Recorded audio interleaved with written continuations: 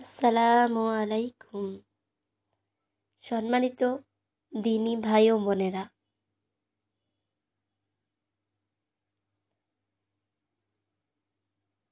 স্ত্রীকে কষ্ট দেওয়া নিষেধ। রাসূলুল্লাহ সাল্লাল্লাহু আলাইহি সাল্লাম বলেছেন, কোনো মুমিন পুরুষ তার স্ত্রীর সঙ্গে দুর্ব্যবহার করবে না।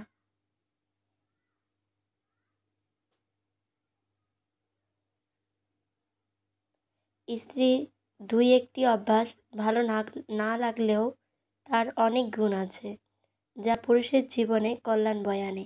মুসলিম 1469। Thanks for watching. Please like, comment, subscribe.